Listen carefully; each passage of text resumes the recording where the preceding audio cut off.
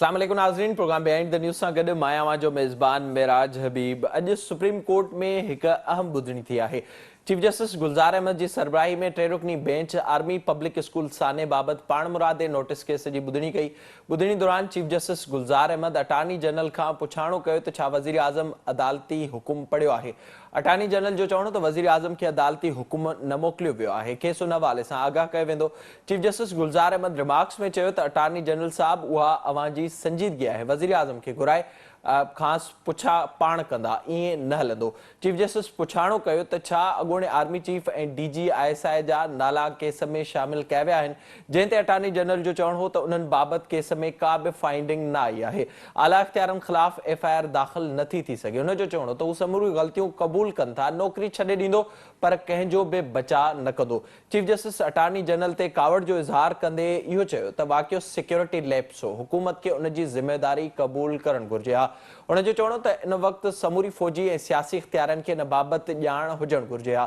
Chief justice Gulzar Ahmed remarks में चयो त मुल्की एजेंसियुनि ऐं इदारनि खे समूरी ख़बर हूंदी आहे।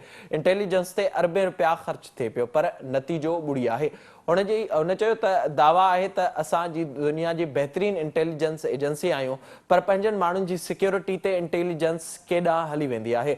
जस्टिस एजाज़ अलसन रिमार्क्स में इहो ॿुधायो त APS वाक़ियो सिक्योरिटी जी नाकामी हुई। केस में पैदा थियल ख़ाल बाबति आगाह करण जो चयो वियो हो। जस्टिस काज़ी अमीन रिमार्क्स में चयो त छा असुल ज़िम्मेवारनि ताईं पहुचण ऐं पकड़ण रियासत जी ज़िम्मेवारी न आहे। इतलाह आहिनि त रियासत कंहिं टोले सां ॻाल्हियूं करे रही आहे। चीफ जस्टिस रिमार्क्स में चयो त ॿारनि खे स्कूल में मरण लाइ नथो छॾे सघे। चौकीदार ऐं सिपाही ख़िलाफ़ कार्रवाई कई वई आहे। जस्टिस गुलज़ार अहमद वधीक चयो त इहो मुमकिन ई न आहे त दहशतगर्दनि खे अंदरां सपोर्ट न मिली हुजे। हुन चयो त असुल कार्रवाई त मथां खां शुरू थियणु घुरिजे हा, पर आला ऑफिसर पगारूं ऐं मराहतूं वठी हलिया विया। जस्टिस एजाज़ अहसन रिमार्क्स में चयो त उहो मुमकिन ई न आहे त दहशतगर्दनि खे अंदरूनी मदद न मिली हुजे। जंहिं बाद सुप्रीम कोर्ट शार्ट नोटिस ते वज़ीर आज़म इमरान ख़ान खे अदालत में पेश थियण जो हुकुम ॾिनो। जंहिं बाद वज़ीर आज़म इमरान ख़ान अॼु सख़्त सिक्योरिटी में सुप्रीम कोर्ट में पेश थियो। चीफ जस्टिस गुलज़ार अहमद वज़ीर आज़म खां पुछाणो कयो, ॿुधायो APS साने जे ज़िम्मेवारनि ख़िलाफ़ कहिड़ी कार्रवाई कई वई आहे। वज़ीर आज़म इमरान ख़ान उन ते इहो ॿुधायो त जॾहिं वाक़ियो पेश आयो त KP में संदन हुकूमत हुई ऐं हू तुर्त पेशावर पहुतो ऐं हर मुमकिन क़दम खयां हुआ। जंहिं ते जस्टिस एजाज़ुल हसन रिमार्क्स में चयो त वालिदैन खे मुतमइन करणु ज़रूरी आहे। उहे चाहिनि था त उन्हनि वक़्त जे इख्तियारनि ख़िलाफ़ कार्रवाई कई वञे। वज़ीर आज़म इमरान ख़ान उन ते चयो त हू कानून जे हुकुमरानी ते यकीन रखे थो। मुल्क में का बि मुक़दस ॻऊं नाहे, अवां हुकुम करियो, कार्रवाई कई वेंदी। जंहिं ते जस्टिस काज़ी अमीन रिमार्क्स में इहो चयो त मीडिया में ख़बरूं अचनि पियूं त ज़िम्मेवारनि सां ॻाल्हियूं थी रहियूं आहिनि।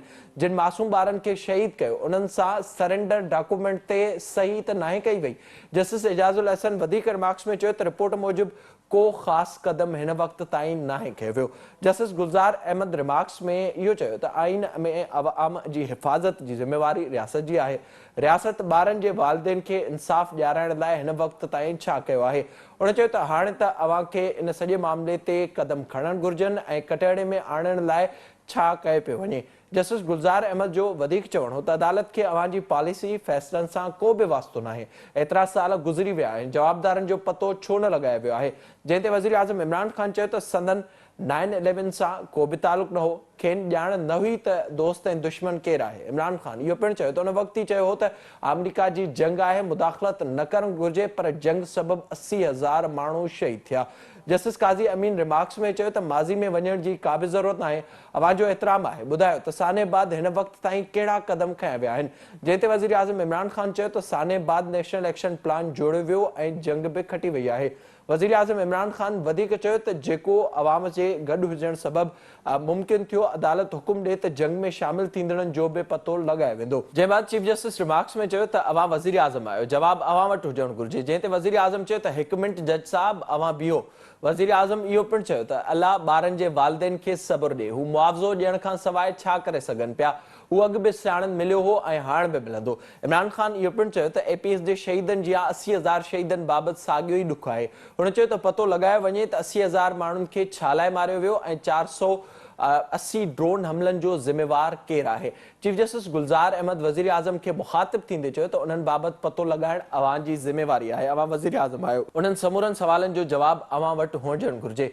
वज़ीर आज़म इमरान ख़ान चयो त APS मामले ते आला सतही जांच कमीशन जोड़ी वञे। अदालत 2 हफ़्तनि में साने जे ज़िम्मेवारनि जो पतो लगाए रिपोर्ट पेश करण जो हुकुम ॾेई छॾियो आहे, जंहिं ते अटार्नी जनरल तरफ़ां वधीक मोहलत ॾियण जी दरख़्वास्त ॾिनी वई, जंहिं बाद सुप्रीम कोर्ट 4 हफ़्तनि अंदरि साने जे ज़िम्मेवारनि जो पतो लगाइण जो हुकुम ॾींदे वज़ीर आज़म खां क़दमनि बाबति रिपोर्ट पिणु तलब कई वई आहे। अॼु इंतहाई अहम ॿुधणी थी आहे सुप्रीम कोर्ट में, जॾहिं त ॿिए पासे आर्मी पब्लिक स्कूल साने ते सुप्रीम कोर्ट अदालती कमीशन जेका जोड़ी हुई 500 सिफ़नि ते ॿधल उन जी रिपोर्ट गुज़िरियल साल जुलाई में साम्हूं आई हुई, जंहिंखे पब्लिक हिन वक़्त ताईं नाहे कयो वियो। उनखे सुप्रीम कोर्ट में जमा करायो वियो हुयो, जंहिं बाद गुज़िरियल ॿुधणी 20 अक्टूबर ते थियल ॿुधणी में अदालत में इहा दरख़्वास्त ॾिनी वई हुई उन्हनि मासूम ॿारनि जे वालिदैन पारां त हुननि खे ॿुधो वञे ऐं जेके असुल ज़िम्मेवार आहिनि उन्हनि ख़िलाफ़ कार्रवाई कई वञे, जंहिं ते अदालत पारां अॼु ॿुधणी में वज़ीर आज़म इमरान ख़ान खे शॉर्ट नोटिस ते तलब पिणु कयो वियो।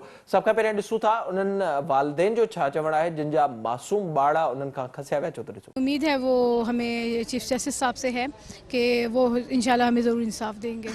जो भी आज हमने कमेंट्स उनके सुने और सुबह भी जो हमारी समाअत हुई और उसमें जो उन्होंने बात हमसे की, तो उससे तो हम काफ़ी पुरुमीद हैं कि वो हमें इंसाफ देंगे। लेकिन प्राइम मिनिस्टर साहब ने ना 7 साल पहले हमें पूछा, उस वक्त से अब तक जो है वो उन्होंने ना हमसे कोई बात की, और अभी जबकि तालिबान का जो सारा सिलसिला चल रहा है और उसमें बार बार हमने पुरजोश एहतजाज भी किया है, मीडिया पे भी इतने ज़्यादा प्रोग्राम्स आए हैं, हमारी तरफ से पुरजोश एहतजाज हुआ है, लेकिन उन्होंने इस बात को ना अहमियत दी है और ना वो दे रहे हैं। वालिदैन जी ॻाल्हि ॿोल अवां ॿुधी। हिन वक़्तु हुकूमत वेड़ाक तंज़ीम TTP सां ॻाल्हियूं करे रही आहे। TTP जेका मुल्क अंदरि हज़ारे शहरनि शहीद मोहतरमा बेनज़ीर भुट्टो जे खे शहीद करणु तोड़े APS साने में सिधो सो मुलविस रही आहे, जंहिंखे कुझु अरसो अॻु ई रियासत पारां चिथण जो फ़ैसिलो पिणु कयो वियो। उन सां हिन वक़्तु ॻाल्हियूं हलंदड़ आहिनि, जंहिंजी तस्दीक काल ऐं टियों ॾींहुं फवाद चौधरी पारां कई वई आहे। पाण हिन सॼे मामले ते प्रोग्राम में ॻाल्हाईंदासीं। असांखे हिन वक़्तु फ़ोन लाइन ते जॉइन कयो आहे दरख़्वास्त ॾींदड़ मोहतरम जनाब सीनियर वकील आहिनि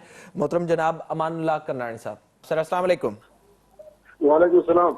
अमानुल्लाह साहब, बहुत शुक्रिया आपका प्रोग्राम में वक्त देने के लिए। बताइएगा जो आज समाअत हुई है सुप्रीम कोर्ट में, इसकी सबसे पहले शुरुआत कहां से हुई और आपने क्या दरख्वास्त दी थी सुप्रीम कोर्ट में? बिस्मिल्लाहिर्रहमानिर्रहीम। सर, आपको याद होगा कि 16 दिसंबर 2014 को एक बहुत बड़ा सानिया हुआ APS पेशावर में, जिसमें 150 से ज्यादा बच्चों को शहीद किया गया और 150 के करीब बच्चे जो है जख्मी हुए। तकरीबन 300 से 400 के कैजुअल्टीज और जख्मी और स्टाफ के लोग भी थे। तो उसके अंदर जो वाकया हुआ बहुत बड़ा सदमा था मुल्क के लिए, कौम के लिए, नेशनली इंटरनेशनली। मासूम बच्चे, टीनेजर जो हैं उनको निशाना बनाया गया गोलियों का, उनको गोलियों से भून डाला गया। उस सदमे में पूरी कौम थी। और उसके बाद आपने देखा नेक्टा बना, दहशतगर्दी के खिलाफ कार्रवाई हुई और उसके अंदर जो है हमारा जो आइन के अंदर तरमीम करके मिलिट्री फोर्स को बनाया गया, पार्लियामेंट ने बनाया। ये सब उन बच्चों की कुर्बानी का नतीजा था कि पूरी कौम जाग गई। इससे पहले जो है वो इक़दाम जो दहशतगर्दी के खिलाफ लेने चाहिए थे वो अब पूरी तरह नहीं लिए जा रहे थे। तो उसके बाद मुल्क में दहशत के खिलाफ जो कार्रवाइयाँ आर्मी ने की हैं और उसके नतीजे में जो कुछ तब्दीली आई है उसके पीछे बच्चों की कुर्बानी।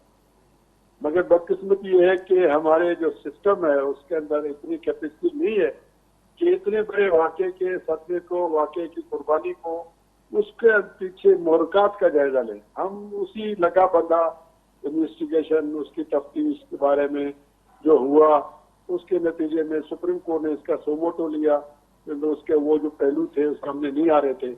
एक जुडिशियल कमीशन बनाया गया जिसके justice Ibrahim Peshawar high court के थे, उनको इसका सरबराह बनाया गया और वो कमीशन ने रिपोर्ट 2016 में जमा कराई। उसके अंदर भी वही बातें कि सिपाही का क्या कसूर था, ब्रिगेडियर साहब जो इंचार्ज थे APS के, उसका क्या कसूर था, और या गार्ड थे उनका क्या कसूर है। नतीजा ये हुआ उन्होंने विद इन बाउंड्री वॉल जो है वो रिस्पॉन्सिबिलिटी फिक्स की है। मगर हकीकत ये है कि 400 लोगों को शहीद करना, जख्मी करना, ये 4 चौकीदारों और एक ब्रिगेडियर को जिम्मेदार करार देने का वाकया नहीं था। ये नेशनली इंटरनेशनली इसकी प्रूव होनी चाहिए थी। इसके रोक सकते थे और कौन अथॉरिटीज थे जो इसकी इन्वेस्टिगेशन कर सकते थे, कौन लोग थे जिसको हैंड एंड रिस्पॉन्सिबल किया जा सकता था, वो चीज इसमें मिसिंग थी। सर तो फिर जो इसमें कर्नल साहब बताइएगा, जो ज़ाहिर आपकी जो दरख्वास्त है वो मैंने देखी, जो आपकी मुलाकात का जिक्र भी आपने किया है। अब इस वक्त जो सूरत हाल आज की जो समाअत हुई है उसके हवाले से थोड़ा सा बताइएगा, आपके जो लवाहिकीन हैं वो कितने पुरुम्मीद हैं कम से कम आज की समाअत के बाद, क्योंकि ज़ाहिर वज़ीर आज़म साहब को भी आज पेश होना पड़ा इस पूरे मामले पे। और आप क्या समझते हैं कि 4 हफ्तों में जिस रिपोर्ट का कहा गया है, क्या ये हुकूमत उस तरह से जो असल मुल्ज़मान हैं उनके नाम सामने लाएगी और उनके खिलाफ कोई कार्रवाई होगी? असल में मेरा ऐसा बात यह है कि पहले तो इसकी संजीदगी को महसूस किया जाना चाहिए था, जो अब तक नहीं किया गया था। आज की समाअत से पहले 20 अक्टूबर को जो समाअत हुई है उसमें चीफ जस्टिस साहब ने इन वालदेन के, इन वर्षा के, इन माओ के दरख्वास्त पर रिस्पॉन्सिबिलिटी फिक्स करने की बात की थी और कुछ लोग इसके अंदर नाम भी आए। तो आज उसी की रोशनी में हम पेश हुए, इसी की रोशनी में इमरान खान को, वज़ीर आज़म को तलब भी किया गया, क्योंकि जो अटॉर्नी जनरल साहब थे वो सिर्फ टेक्निकलिटीज पे जा रहे थे। वो समझते थे जुडिशियल कमीशन का रिपोर्ट आ गया बस काफी है, लोगों को कंपनसेशन मिल गया, कुछ लोगों को उन्होंने रिस्पॉन्सिबल करार दे दिया, वो हश पश करने वाली बात थी। उस चीज को हमने कंडेम किया। हमने कहा नहीं, ये मामला ऐसा तक नहीं है, ये मामला इंटरनेशनल और नेशनल सतह पर इसकी तहकीकात होनी चाहिए। जो इतने बड़े इदारे हमारे मुल्क के, रियासत के हैं, उनका क्या जिम्मेदारी है, उन्होंने क्या इसको रोकने के लिए क्या इकदाम किए और जिसने नेग्लिजेंस किया वो कौन है। इस बात पर जो ऑनरेबल चीफ जस्टिस ने, बेंच ने इमरान खान से कहा कि जनाब जो हमने हिदायत 20 अक्टूबर को दी है और जिन माओ बहनों और उनकी बच्चियों ने, उनकी वालदेन ने शिकायत की, उसकी रोशनी में आप कुछ इकदाम करके बताएं गवर्नमेंट क्या करेगी। वो 4 हफ्ते का उनको टाइम दिया है। हम समझते हैं उसको रिस्पॉन्सिबिलिटी फिक्स करनी चाहिए। ये न करे कि ये कहे कि जी नवाज शरीफ की हुकूमत ही नवाज शरीफ जिम्मेदार है। नहीं, नवाज शरीफ हो या इमरान खान हो, उनको इदारे चलाते हैं, इदारों की रिस्पॉन्सिबिलिटी होती है, मुल्क का बजट खर्च होता है, कौम पीछे खड़ी होती है, हम अपने इदारों के खड़े होते हैं। तो उन इदारों ने क्या किया इसको रोकने के लिए, और वो रोकने वाले इदारों के अंदर कौन जिम्मेवार थे उस वक्त। सर कर्नल साहब थोड़ा इस पर भी नाजरीन को आगाह कीजिएगा, जो जुडिशियल कमीशन बनाया गया था पेशावर हाईकोर्ट के चीफ जस्टिस की सरबराही में, जो पिछले साल अदालत में जमा भी करवाया गया, तो उसकी फाइंडिंग्स क्या थी? क्या उस हवाले से कोई मालूमात है आपके पास, जो 500 पेजेस पर मुश्तमिल वो एक कमीशन था उसकी? जी हाँ, वो 525 पेजेस का मेरे पास है। उसका डिटेल ये कि उसने गवाहियां ली, लोगों से मालूमात की, रिपोर्टें बनाई। मेनली तो उनका जो नेग्लिजेंस जो गार्ड्स का था उसके नेग्लिजेंस को हाईलाइट किया। उसमें तो उससे जो पेरेंट्स हैं उन बच्चों के, वो मुतमईन नहीं है उस कमीशन से? नहीं, कतई नहीं। वो कहते हैं तो आईवाश है। ये तो आपने उस मामले को दबाने की कोशिश की है, आपने असल हकायक को सामने नहीं लाया है। उससे असल हकायक उनके ख्याल में वो पसमंजर है जिसकी वजह से ये वाकया हुआ। जिन लोगों ने इसकी प्लानिंग की, जिन लोगों ने इसके अंदर मुदाखलत नहीं की, जिन लोगों ने उनको आने दिया जहां से वो आए, असल वो जो जिम्मेदार वो लोग जो बिहाइंड द सीन है, जो सामने नजर आ रहे हैं, ये तो सबको पता है। ये तो कोई सब इंस्पेक्टर भी ये सारे मालूमात ले सकता था। जो हाईकोर्ट के जज ने किया वो तो कर्नल साहब अब क्या मुतालबा है जो लवाहिकीन है उनका? ज़ाहिर सुप्रीम कोर्ट ने तो कह दिया 4 हफ्तों के लिए, और वजीर आजम साहब आज खुद भी पेश हुए, तो लवाहिकीन का अब क्या मुतालबा है इस पूरे मामले पर? लवाहिकीन का ये कहना है कि इस वक्त जो लोग जिम्मेदार थे हाईएस्ट फोरम पे, जो सूबे का सरबराह था, चीफ एग्जीक्यूटिव, उसको हैंड रिस्पॉन्सिबल होना चाहिए। मरकज में जो है वो वफाकी वजीर दाखिला था चौधरी निसार साहब, उसको होना चाहिए। आर्मी चीफ जो उस वक्त के थे उनको रिस्पॉन्सिबल होना चाहिए। जो सिक्योरिटी एजेंसीज के जिम्मेदार थे उस वक्त के, उनको रिस्पॉन्सिबल होना चाहिए। जब तक उनसे पूछताछ नहीं होगी, जब तक वो अपने मुद्दा में कुछ बयान नहीं करेंगे, उस वक्त उनके लवाकिन मुतमईन नहीं होंगे। ये सिर्फ किसी ब्रिगेडियर या किसी कर्नल को या किसी जो गार्ड को, पुलिस वाले को, बल्कि उन्होंने मुझसे यहाँ तक कहा कि जो कुछ इन्होंने जिनको रिस्पॉन्सिबल करार दिया है, हम उनको माफ करने के लिए तैयार है। क्योंकि ये तो नाअहली इनकी नहीं है, नाअहली उनकी है जिन्होंने ऊपर से बाहर से आने वालों को रोका नहीं है, या जिन्होंने वो जो खबर है या जो उसकी जो मालूमात है आगे पहुंचाई नहीं है। असल जिम्मेदार तो वो लोग हैं। ये बहुत जिम्मेवार शुक्रिया नहीं। आपका अमानुल्लाह करनानी साहब प्रोग्राम में वक्त देने के लिए। ज़ाहिरी तौर ते जेको वाक़ियो आर्मी पब्लिक स्कूल वारो थियो उन खां पोइ मुल्क अंदर नेशनल एक्शन प्लान जुड़ियो ऐं उन खां पोइ कुझु वाइदा क़ौम सां कया विया हुआ ऐं उन बाद जेके उन्हनि मासूम ॿारनि जे करे जेको कुझु मुल्क अंदर थियो ऐं दहशतगर्दी जहिड़े तरीक़े सां ख़तमु थी ऐं उन बाद इहो फ़ैसिलो पिणु थियो हुयो त हाणे वधीक कंहिंखे बि बर्दाश्त न कयो वेंदो। पर कुझु ॾींहंनि खां हिकु भेरो ॿीहर TTP सां बि ॻाल्हियुनि जी शुरूआति थी आहे, जंहिं ते बि अॼु सुप्रीम कोर्ट पारां वज़ीर आज़म इमरान ख़ान खां पुछाणो कयो वियो आहे। पाण प्रोग्राम में ज़िक्र कंदासीं मुल्की सियासी सूरत हाल जे हवाले सां ऐं ख़ासि तौर ते हुकूमत खे जेके हिन वक़्तु ॾुखियाई पेश अचनि पियूं, हिन हवाले सां त वक़्ति ब्रेक जो असां सां गॾु हुजो।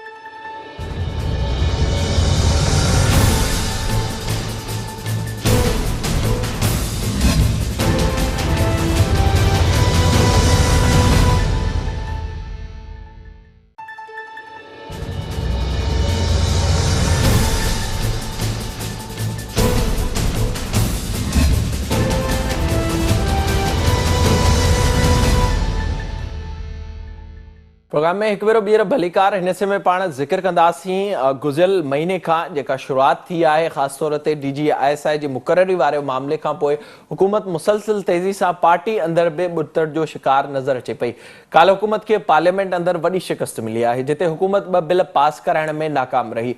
काल्ह क़ौमी असेंबली जो इजलास डिप्टी स्पीकर कासिम सूरी जी सदारत में थियो। इजलास में मुस्लिम लीग नून जे मेंबर जावेद हसनैन आइन जे आर्टिकल 63 में तरमीम जो बिल पेश करण जी इजाज़त घुरी ऐं उन में नई शिकनम में इहो पिणु चयो वियो त को बि शख़्स जेको कंहिं सियासी पार्टी जे चूंड निशान ते इलेक्शन में हिसो वठे थो, उन बाद हू 7 सालनि जे अरसे ताईं कंहिं ॿी पार्टी जे चूंड निशान ते चूंड में हिसो नथो वठी सघे ऐं आइन में उनखे तसवर न कयो वेंदो। जंहिं ते कानूनी वज़ारत जे पार्लियामानी सेक्रेटरी मलिका बुखारी उन बिल पेश करण जी मुखालफ़त कई। उन चयो त हिन बिल में जेका पाबंदी तजवीज़ कई वई आहे उहा पाबंदी जमहूरियत ऐं आइन जी नफ़ी आहे। कंहिं बि माण्हू खे जबर सां कंहिं पार्टी में नथो रखी सघिजे। जंहिं ते डिप्टी स्पीकर बिल पेश करण जी इजाज़त वारी रिथ ऐवान में पेश कई त ज़बानी वोटिंग खे पीपल्स पार्टी जे कादिर मंदोखेल पारां चैलेंज कयो वियो। जंहिंखां पोइ डिप्टी स्पीकर बिल जे हक़ ऐं मुखालफ़त वारे मेंबरनि खे सीटुनि ते बीहारे ॻणप कराई। बिल जी मुखालफ़त कंदड़ हुकूमत खे शिकस्त पिणु मिली आहे। बिल पेश करण जे हक़ में 117 ऐं बिल जी मुखालफ़त में हुकूमत जा 104 वोट आया आहिनि, जंहिं तहत हुकूमत खे पार्लियामेंट में वाज़े तौर ते शिकस्त मिली आहे। ॿिए पासे हुकूमत अहम बिल पास करण लाइ अॼु ई पार्लियामेंट जो गॾियल इजलास सॾाइण जो फ़ैसिलो कयो, जेको सुभाणे थियणो। इन बाबति वाज़े तौर ते नोटिफिकेशन बि जारी कयो वियो त सुभाणे इहो अहम इजलास थींदो।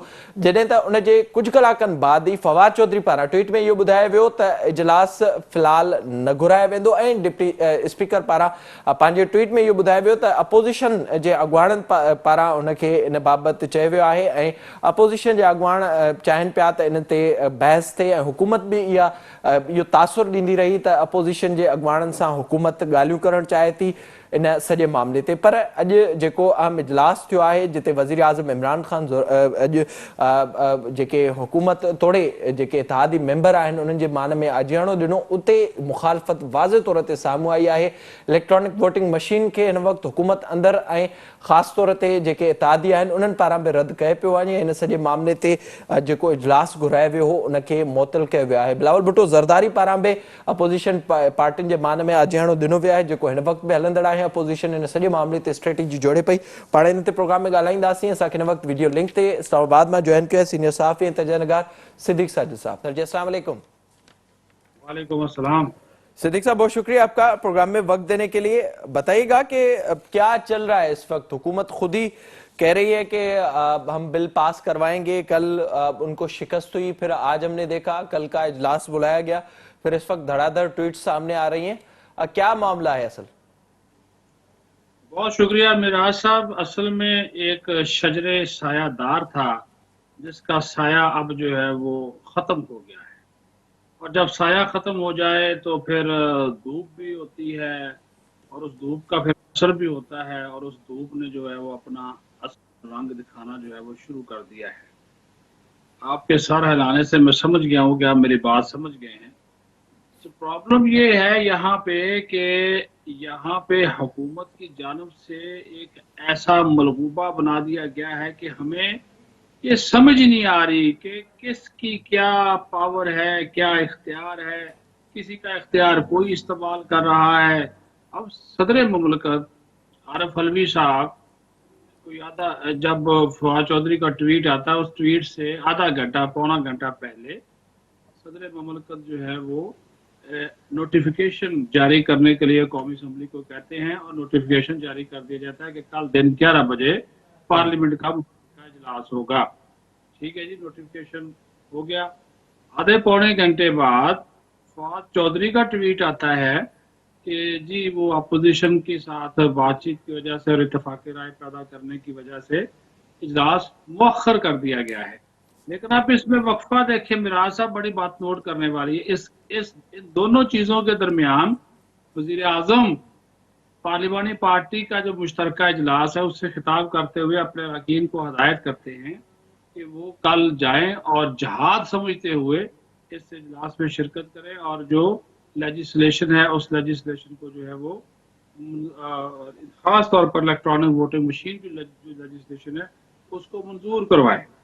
अब मैंने आपको ये 3 बड़े बता दिए इनके, जो यानी कि किसी जगह पे किसी भी इनके फैसले में कोई ठहराव, को मुस्तकिल मिजाजी समझ नहीं आ रही। सर फिर आपने फिर अभी इसकी बुनियादी तौर पर वजह आपको क्या नजर आ रही है? जाहिर है एक तो हमने देखा और उस वक्त भी ये चीजें वाज़ेह हो रही थी कि ये जो मामला चला है, जो पिछले महीने हमने सूरत हाल देखी कि ये आगे चलेगी और किस तरह से हुकूमत के लिए मुश्किलात पैदा होंगी। क्या इस वक्त हुकूमत के अंदर के जो लोग हैं वो मुखालफत कर रहे हैं इलेक्ट्रॉनिक वोटिंग मशीन की, या फिर जो इत्तेहादी जमात हैं काफली के हवाले से, MQM के हवाले से खबरें आ रही हैं कि वो इस वक्त मुखालफत कर रही हैं इलेक्ट्रॉनिक वोटिंग मशीन की? मामला असल में क्या है? मैंने तमहीद इसी वजह से बांध दी थी ताकि हमारे जो नाजरीन है उनको थोड़ा सा पता चल जाए। बहरहाल आपने सवाल कर दिया, बराह रास्त आपके सवाल के जवाब की तरफ आ जाता हूँ।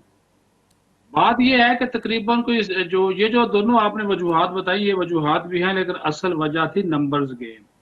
मेरी इतला के मुताबिक कमो बेश 2 दर्जन के करीब जो अरकान हैं हुकूमत और उसके इत्तेहादियों के, वो कल के इजलास में हुकूमत की तमाम तर कोशिशों के बावजूद शरीक नहीं होने थे। जबकि अपोजिशन ने रात एक बड़ा शो किया, अपने 180 के करीब अरकान शो किए। अभी जब मैं आपसे गुफ्तगू कर रहा हूँ तो बिलावल भुट्टो जरदारी ने अपोजिशन अरकान के एजाज में इशाया दे रखा है। और फिर जो आपने दूसरा नुक्ता उठाया, बिल्कुल इत्तेहादियों के तहफ़्फ़ुज़ात थे, आज के तहफ़्फ़ुज़ात नहीं हैं। उन्होंने जब गुज़श्ता जो मीटिंग वज़ीर आज़म से हुई थी उसमें उन्होंने खुलकर बात की थी और ये कहा था कि इलेक्ट्रॉनिक वोटिंग मशीन की वो उस वक्त तक सपोर्ट नहीं कर सकते जब तक जो है उनको इसका डेमो ना दे दिया जाए। और जो डेमो दिया गया वो डेमो कल कौमी असम्बली में GDA को भी दिया गया, काफली को भी दिया गया। वो उसमें मिराज साहब आपके लिए बड़ी खबर है, उसमें उस ईवीएम मशीन ने चलते चलते काम करना बंद कर दिया। यानी कि उसकी पावर अगर वो निकाल दी गई तो बैकअप जो सिस्टम बैटरी का था वो उनके पास मौजूद नहीं था। तो इमरान ने बोला भी, आप कहने लगे जी 10 मिनट लगेंगे। क्या वोटर 10 मिनट खड़ा होकर देखता रहेगा? तो वो भी एक चीज थी। और फिर जो खुर्शीद शाह ने अभी थोड़ी देर पहले बात की मीडिया से, उन्होंने तो स्पीकर के इस दावे की नफी कर दी। स्पीकर ने कहा जी मेरे पास कुछ लोग आए अपोजिशन के, खुर्शीद शाह का भी नाम लिया और कहा कि जी हम इत्तेफाक राय पैदा करते हैं, मिल बैठ के बात करते हैं, तो लिहाजा इजलास मुलतवी कर दें और इसकी सपोर्ट कर दी जी शाह महमूद ने भी और परवेज खटक ने भी। तो उन्होंने तो मना कर दिया। उन्होंने कहा जी ऐसी कोई बात नहीं, ना मैं स्पीकर से मिला, ना मैंने स्पीकर से इस किस्म की कोई रिक्वेस्ट की। स्पीकर जो है गलत बयानी और झूठ बोल रहे हैं। अभी सबसे बड़ी बात यह है, इत्तेहादी GDA है, काफ लीग है, MQM है, 3 बड़ी जमातें हैं। ये उनके साथ उनको अभी कोई पता नहीं है और उन्होंने खुला कहा है कि जब तक हमारे तहफ़्फ़ुज़ात दूर नहीं होंगे उस वक्त हम इस बिल की सपोर्ट जो है वो नहीं कर सकते। और फिर जो सबसे दूसरी मेन रीजन है वो है, एक तो नंबर गेम मैंने बोला, दूसरा इनके अपने लोग तहरीक इंसाफ में अपने लोग भी मौजूद हैं बहुत ज्यादा, ऐसी कम तादाद नहीं है जो कि इस EVM का नहीं चाहते। और उन्होंने भी कल की मेरी इत्तला के मुताबिक कल के इजलास में शिरकत से माजरत कर ली थी। मैं तो आपको यहाँ तक बताऊं कि हुकूमत तो यहाँ तक चली गई थी कि जो बाद जाती तौरों पे लोग गए हुए हैं बाहर, लंदन वगैरह, अमेरिका, दो सेनेटर से रब्ता किया, खुद चेयरमैन सेनेट ने, सादिक संजरानी साहब ने, उन दोनों सेनेटर्स ने वापस आने से इनकार कर दिया। उन्होंने कहा जी हमारे जाती काम है, हम पहले से तयशुदा शेड्यूल के मुताबिक आए हैं, तो हम एक दिन के लिए आए और फिर वापस जाएं, ऐसा नहीं हो सकता। उन्होंने तो रिफ्यूज कर दिया बाकायदा तौर पे, क्योंकि यहाँ पे नंबर ज्यादा नहीं थे, 221 थे हुकूमत और उसके इत्तेहादियों के, और 219 थे अपोजिशन और उसके था, तो सेनेट और कौमी असम्बली दोनों मिला के, तो दो का फर्क था। प्रॉब्लम ये था कि जो हाजिर अराकीन होने थे उनकी सादा अक्सरियत से ये बिल पास होना था। अब 21-22 लोग वैसे गैप हो जाएं, अपोजिशन का वैसे ही पल्ला भारी हो, तो फिर हुकूमत के लिए मुश्किलात तो होनी थी ना जी। सर इसमें थोड़ा सा फिर ये भी बताइएगा सिद्दीक साहब, जो इस वक्त मामला सामने आ रहे हैं, ज़ाहिर ईवीएम पर खदशात का इजहार किया जा रहा है हुकूमत के अंदर से भी, और जैसे आपने जिक्र किया जो इत्तेहादी हैं उनकी जानिब से भी, अपोजिशन क्या स्ट्रेटजी इस वक्त बना रही है, और क्या ये जो लोग इन चीजों पर एतराजात कर रहे हैं, कल को अगर कोई वोट ऑफ नो कॉन्फिडेंस की तरफ एक बार फिर मामलात जाते हैं या फिर इस तरह का कोई माहौल बनता है, तो क्या ये लोग अपोजिशन के साथ भी राब्ते में हैं कि उनका साथ दें? अब उल्टा है, पहले हुकूमत अग्रेसिव थी, अब हुकूमत डिफेंसिव है, अपोजिशन अग्रेसिव है। और अच्छी बात यह है कि अपोजिशन पार्लियामेंट के अंदर एक है, शीरो शफकत नजर आई है कल भी और आज भी। कल बिलावल भुट्टो जरदारी उनके शाइये में गए थे शहबाज शरीफ की, अभी शहबाज शरीफ थोड़ी देर पहले पहुंचे हैं बिलावल भुट्टो जरदारी के शाइये में पार्लियामेंट हाउस में। अपोजिशन ये कह रही है, उनका ये सबसे बड़ा डिमांड है कि जितनी भी लेजिस्लेशन हो उस पर हमें एतबार में लिया जाए, और अब अगर आप किसी जो कमेटीज बनी गई है वहां पे पहले बिल भिजवाया जाए, बराह रास्त आप जॉइंट सेशन में ना लेकर आए। और मुतनाज़िया कवानीन खास तौर पर दो ही हैं, इंतखाबी इस्लाह जिसमें ईवीएम शामिल है, समंदर पार पाकिस्तानियों को वोट का हक देना, और दूसरा उसमें नैब तरमीमी आर्डिनेंस। ये दो बड़े हैं, वैसे तो इन्होंने जो पास करवाने थे वो कोई 2 दर्जन के करीब थे, और उसके ऊपर फिर अपोजिशन ने ये डिसाइड कर लिया था कि अगर कल इजलास होता है तो पार्लियामेंट के अंदर भी पूरी ताकत से इसको रोकने की कोशिश की जानी थी और पार्लियामेंट के बाहर भी। लेकिन इनको गवर्नमेंट को समझ आ गई कि इन्होंने कहा जी हम अगर एक तो हमारे पास नंबर्स गेम नहीं है, हमारे बंदे पूरे नहीं हो रहे, बहाना अपोजिशन से मुज़ाकरात का बना दिया। अपोजिशन इस वक्त अग्रेसिव पोजीशन में है, इन उस तब्दीली की तरफ जाने की बजाय वो जाना ये चाह रहे हैं कि ये जो आम इंतखाबात है वो हो जाएं। इन उस तब्दीली की सूरत में तो अभी यहाँ पे नाम ही चलने शुरू हो गए। मैं आपको बताऊं खुर्शीद शाह का नाम लिया जा रहा है, खुर्शीद शाह साहब का, बिल्कुल। इन उस तब्दीली आएगी तो खुर्शीद शाह, ऐसे में कोई वो पीपल्स पार्टी, मैं आपको अंदर की बात बता दूं, पीपल्स पार्टी है, नून लीग है, JUIF है, ये इनके जो लीडरान हैं पिछले दिनों पिंडी में एक अहम शख्सियत से अलग अलग मिले हैं, तीनों को हुकूमत ऑफर की गई थी, तीनों ने इनकार कर दिया। कोई 1.5 साल के लिए, वजह उसकी महंगाई है राज साहब, वजह उसकी इकानमी है, जिसके ऊपर फौज को भी तशवीश है और सबको है, मुझे है, आपको है, नहीं है तो सिर्फ इस हुकूमत को नहीं है। तो ऐसे में जब इलेक्शन में 1.5 साल रह गए तो कौन सी सियासी जमात आकर अपने आप को गंदा कराएगी? अगर पीपल्स पार्टी खुर्शीद शाह को ले आती है तो पीपल्स पार्टी क्या डिलीवर करेगी? आपने 1.5 साल बाद इलेक्शन में जाना है तो जो 2-4 सीटें आपको मिलनी है वो भी नहीं मिलेगी, आप महंगाई कैसे कम करेंगे? तो ये फार्मूला ही नहीं है। अभी वो नो कॉन्फिडेंस ले आएंगे, खुर्शीद शाह आपको कुर्सी पे बैठ भी जाते हैं, करेंगे क्या? खजाना आपका बिल्कुल खाली है। ये सऊदी अरब आपको ना पैसे देता तो आप दम पे जमीन पे गिर जाते। अभी तो IMF जो कह रहे हैं आप बढ़ाई जा रहे हैं, कल कीमत बढ़ा दी 2.5 रुपए, मजीद बिजली की कीमत बढ़ा दी, अभी और बढ़ेगी। पेट्रोल 150 से ऊपर आप जाना है, हर हाल में जाना है, IMF के साथ हमारी कमिटमेंट है। ये बातें हैं, ये इसके ऊपर उनको भी तशवीश है जो इनको लेकर आए थे, जिनके साथ आजकल मामला बहुत ज्यादा गंभीर हो गए हैं। आने वाले दिनों में हालात जिस तरह हमें यहाँ पे, मैं तो वफाकी दारुल हुकूमत में बैठा हूँ, हर रात एक अजीबोगरीब पैगाम लेकर आती है, ये नहीं पता होता कि सुबह को क्या होगा। आज आपने एक मंजर देखा कि एक फैसला होता है 9:30 बजे, 11:30 बजे वजीर आजम पाकिस्तान सुप्रीम कोर्ट में पेश हो जाते हैं। ये कोई आसान नहीं है, ये नोट करते जाएं, इसको आर्काइव का हिस्सा बनाते जाएं, ये आपके काम आएंगे मिराज साहब। ये चीजें आप चलाएंगे इन चीजों को, ये इसको ऐसा मत लीजिए। और जिस तरह का आज बिहेव किया गया सुप्रीम कोर्ट के अंदर, आप क्या समझते हैं कि मुअज़्ज़ज़ जज साहबान जो है इन चीजों को नोट नहीं करते? जो बॉडी लैंग्वेज होती है, जो बिहेवियर होता है, सारी चीजों को नोट किया जाता है। ये इनको ऐसे नहीं छोड़ते। ये यहाँ पे एक तब्दीली हो गई, कराची में हुक्मान की तब्दीली हो गई, वो साहब यहाँ पे आ गए, चार्ज भी ले लेना है। जो मौजूदा साहब हैं वो आजकल अलविदाई मुलाकातें उन्होंने शुरू कर दी हैं, आज एयर चीफ से मिले हैं, उन्होंने भी अपनी जिम्मेदारियां संभाल लेनी है। तो भाई मैंने शुरू यहाँ से किया था कि एक शजरे सायादार था, उसका साया खत्म हो गया, और मैं वो कैमरा से डर लगता है, अदरवाइज तो वो जो आर्मी चीफ साहब ने जो गुफ्तगू की नेशनल सिक्योरिटी कमेटी के इजलास में, उसके मैं सिर्फ आपको इशारे ही बता दूं तो यकीन मानिए कि आप खुद उसमें आपको अंदाजा हो ज़ाहिर जाएगा। है, उस तरफ जाते हुए सूरत हाल नजर आती है। बहुत शुक्रिया आपका सिद्दीक साजिद साहब प्रोग्राम में वक्त देने के लिए। ज़ाहिरा जेका शुरुआत थी हुई गुज़िरियल महीने उन जा बाज़ाब्ता तौर ते असर अचण हिन वक़्तु वाज़ तौर ते नज़र अचनि था। इलेक्ट्रॉनिक वोटिंग मशीन जे हवाले सां हुकूमत चाहे पई ख़ासि तौर ते नेब में तरमीम जे हवाले सां त उहे बिल मंज़ूर कराए, उन बाबति अपोज़िशन ते हई वियो इहो सॼो मामिलो, पर हुकूमत अंदरि मौजूदु माण्हू तोड़े जो उन जा इतिहादी उन्हनि पारां मुखालफ़त कई वई आहे। उन बाद जेको काल्ह घुरायल इजलास हो उनखे मुलतवी कयो वियो आहे ऐं उन बाबति स्पीकर क़ौमी असेंबली पारां इहो चयो वियो त ख़ुर्शीद शाह समेत अपोज़िशन जे अॻुवाणनि सां ॻाल्हि ॿोल्हि थी, पर उन ॻाल्हि खे बि अपोज़िशन जे पार्टियुनि रद्द कयो आहे। बिलावल भुट्टो ज़रदारी जे डिनर में हिन वक़्तु अपोज़िशन जी पार्टियुनि जा अॻुवाण मौजूदु आहिनि ऐं मुलाक़ातुनि जा जेके सिलसिला आहिनि उहे तेज़ी सां हलंदड़ आहिनि। पाण ज़िक्र कंदासीं नाज़िम जोखियो क़त्ल केस जे हवाले सां, वक़्तु ब्रेक जो असां सां गॾु रहिजो।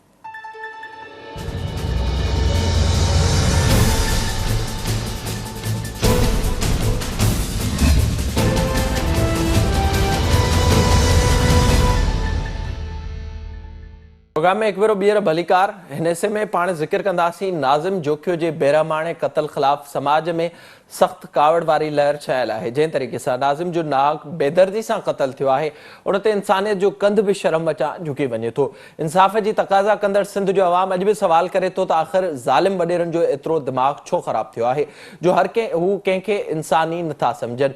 क़त्ल में सुदोसो पीपल्स पार्टी जो MP जाम अवेस ऐं MNA जाम अब्दुल करीम मुलविस आहे। हिन वक़्त ताईं जाम अवेस गिरफ़्तारी ॾिनी आहे, जॾहिं त जंहिंजो नालो पहिरियां शामिल न कयो वियो हो ऐं उन जो बाद में नालो शामिल कयो वियो आहे पाकिस्तान पीपल्स पार्टी जो MNA जाम अब्दुल करीम, ऐं उन जो नालो शामिल करण बाद बि हिन वक़्त ताईं उन जी गिरफ़्तारी छो नाहे थी। अदालत में दरख़्वास्त बाद उन जो नालो शामिल करायो वियो हो, जंहिंजी हिन वक़्त ताईं गिरफ़्तारी अमल में नाहे अची सघी, जंहिं बाबति अॻी मक़तूल नाज़िम पंहिंजे आख़िरी वॉइस मैसेज में इहो ज़िक्र करे चुको त हू जाम अब्दुल करीम वटि वञी रहियो आहे। जॾहिं त ॿिए पासे सिंध जो अवाम इन इंतज़ार में बि आहे त कॾहिं पीपल्स पार्टी MNA जाम अब्दुल करीम खे गिरफ़्तार कयो वेंदो। पीपल्स पार्टी चेयरमैन तौरु क़ौमी असेंबली में इंसानी हक़नि वारी स्टैंडिंग कमेटी जे चेयरमैन हिन वक़्त ताईं कातिलनि खे पार्टी मां निकाली छो नाहे ॾिनी, हिन वक़्त ताईं नोटिस छो नाहे वरितो वियो। ॿिए पासे अॼु मलीर जी अदालत में नाज़िम केस बाबति अहम ॿुधणी थी। मलीर जी अदालत नाज़िम जोखे क़त्ल केस में गिरफ़्तार 3 जवाबदारनि खे 4 ॾींहंनि जे रिमांड ते पुलिस हवाले करे छॾियो आहे। मलीर जी जुडिशियल मैजिस्ट्रेट इल्ताफ़ तुनियो जी अदालत में नाज़िम जोखे जे क़त्ल केस बाबति ॿुधणी थी। ॿुधणी दौरान गुज़िरियल ॾींहुं पुलिस पारां जाम हाउस ते छापो हणी गिरफ़्तार कयल अब्दुल रज़ाक सालार, मोहम्मद मेराज ऐं जमाल जोखे खे अदालत में पेश कयो वियो। अदालत धुरियुनि जो मौक़िफ़ ॿुधण बाद 3 जवाबदारनि खे 4 ॾींहंनि जे रिमांड ते पुलिस हवाले करे छॾियो आहे। जॾहिं त हिन वक़्त ताईं जेके वारिस आहिनि उहे ख़दशनि जो इज़हार कनि पिया। अॼु बि सिंध TV न्यूज़ सां ॻाल्हि ॿोल्हि दौरान नाज़िम जोखे जे भाउ अफ़ज़ल जोखियो जेको हिन केस में मुदई आहे उन पारां इहो ॿुधायो वियो आहे त उन्हनि खे सिक्योरिटी ख़दशा मौजूदु आहिनि, धमकियूं उन्हनि खे हिन वक़्त बि मुसलसल मिली रहियो आहिनि ऐं उन्हनि खे सिक्योरिटी ॾिनी वई आहे। वञे इन सॼे मामले ते पाण प्रोग्राम में ॻाल्हाईंदासीं। असांखे हिन वक़्तु फ़ोन लाइन ते जॉइन कयो आहे क़ौमी अवामी तहरीक जा अॻुवाण आहिनि मोहतरम जनाब अयाज़ लतीफ़ फलीजो साहब। साईं अस्सलाम वालेकुम। वालेकुम सलाम।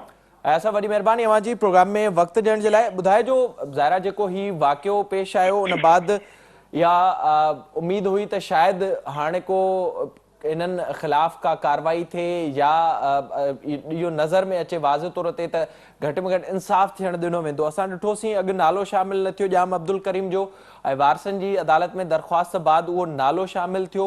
हिन वक़्त ताईं गिरफ़्तारी नाहे थी सघी ऐं हिन वक़्त ताईं सिंध इन जो बि इंतज़ारु करे पई त कॾहिं PP चेयरमैन बिलावल भुट्टो ज़रदारी ॿिन्ही जी पार्टी रुकनियत मुअत्तल करे थो।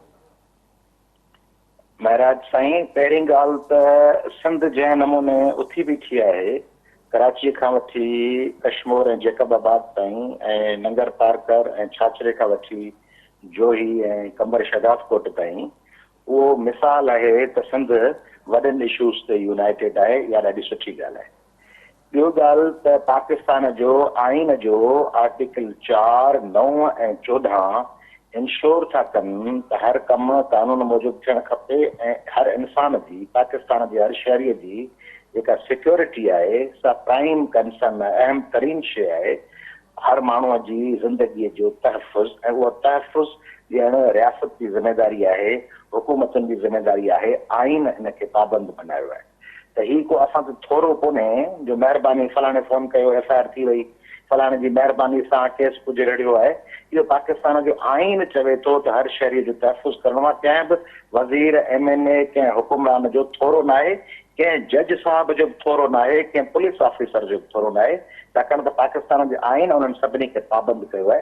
तंहिं करे पाण हमेशह शुक्रगुज़ार आहियूं फलाणे SHO साहब जा, शुक्रगुज़ार आहियूं सिविल जज साहब जा, शुक्रगुज़ार आहियूं वज़ीर साहब जा। हली न उन्हनि खे पाबंद कयो वियो आहे। आइन सभ खां मुक़दम आहे, सभ खां मथे आहे, उन पाबंद कयो आहे।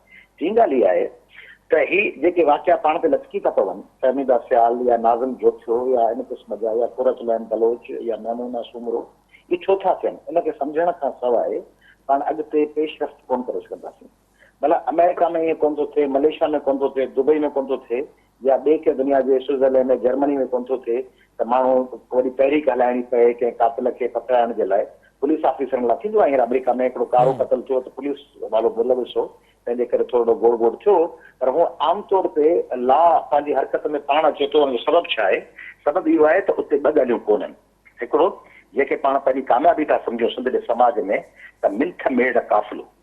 पाण सम्झूं था त वॾी असीं वॾो 21वीं सदी में तीर हयो वेठा आहियूं सिंध में, बलूचिस्तान में, KPK में, पंजाब में, जो असां वटि माण्हू तॾे ते हली अचणु वॾी ॻाल्हि आहे। उनखे असीं वॾो फ़ख्रु था पेश कयूं त ॿेड़ मिंत काफ़िलो आयो, राज गॾिया, पाण में सलाह मसलत कयूं।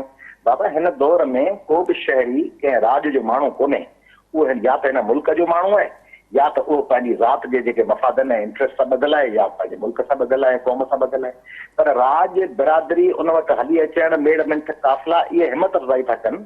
माज़ीअ में ॿोड़ियल खूननि जे करे हर कातिल इहो सम्झे थो त आख़िर में आऊं कंहिं न कंहिं नमूने पैसनि जे बलबूते ते ऐं मिंथ मेड़ जे दबाव ते माण्हू खे झुकाए छॾींदुसि। तंहिंजे करे असांजी पुलिस ऐं प्रोसिक्यूशन उन्हनि खे मौक़ियो ॾियण लाइ मामिलो डिघो कंदी आहे।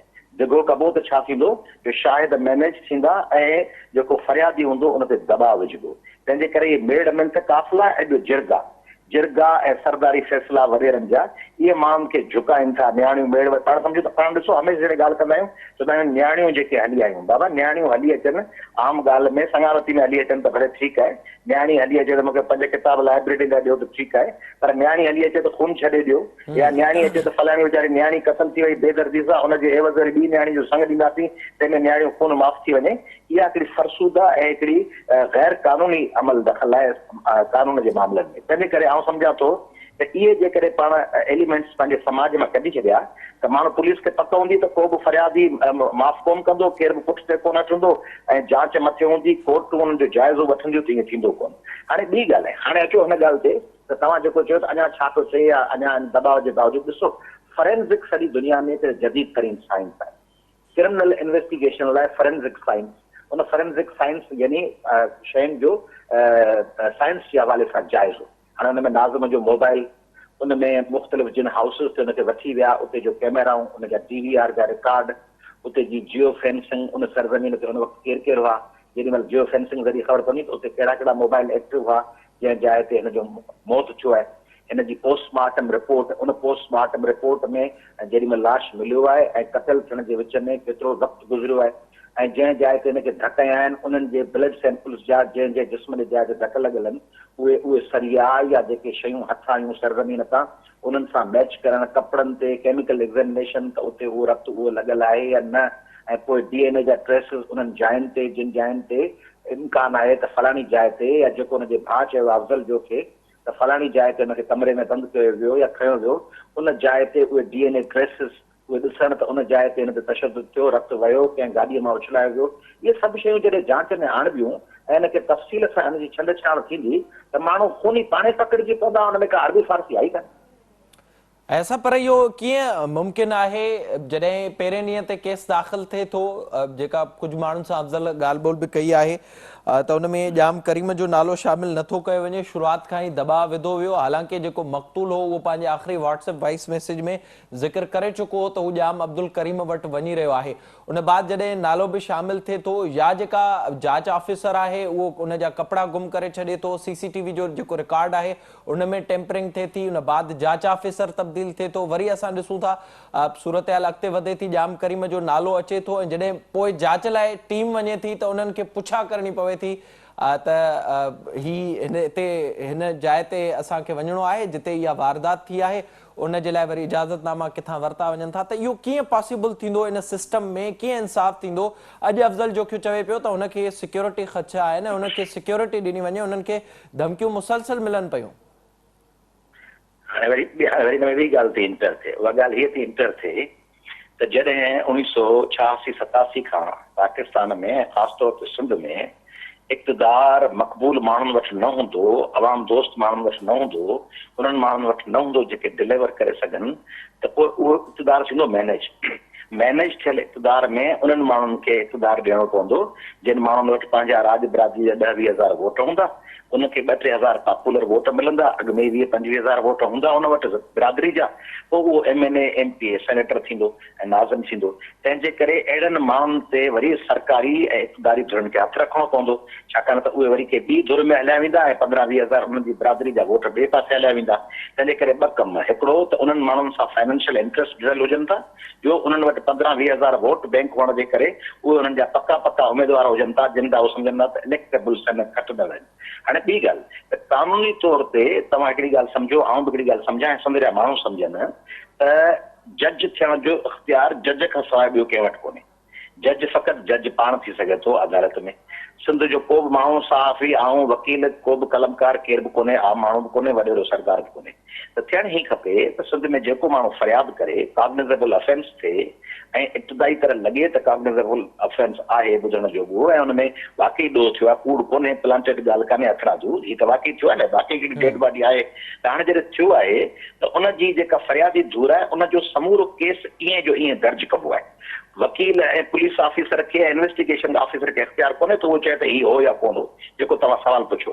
त इन करे फरियादीअ जेके नाला ॾिना आहिनि ऐं जेके एविडेंस में आहिनि उन्हनि सभिनी जो नालो FIR में हुअणु खपे, उहे सभु गिरफ़्तार थियणु खपनि। पोइ छॾे ॾियणु खपे इहो अदालत ते त अदालत तइ करे त इन माण्हूअ जे ॿिए ते इल्ज़ाम हयो वियो आहे उहो ॾोहारी आहे या कोन्हे, बजाए हिन जे जो पुलिस ऐं वज़ीर ऐं MNA ऐं MP ऐं हुकुमरान तइ कनि त हिन माण्हू जो नालो नथा ॾियूं। बाबा हिन माण्हू जो नालो ॾियणु या न ॾियणु तव्हांजो इख़्तियार कोन्हे, उहो फरियादी दर जो असांजी भेण शीरीन जोखियो जो, असांजे भाउ अफ़ज़ल जोखियो जो, हुननि जे माइटनि जो इख़्तियार आहे ऐं ॿियो जेको एविडेंस अचे फॉरेंसिक ऐं लीगल उनजो इख़्तियार आहे त कहिड़े माण्हूअ ते FIR थिए। पोइ अॻिते हली छॾे ॾियो, जेकॾहिं उहो नाजाइज़ नालो दाख़िल थियो हूंदो त अदालत हुनखे बाज़त बरी करे छॾींदी, बेल मिली वेंदसि, हुनजो केस ख़ारिज थी वेंदो।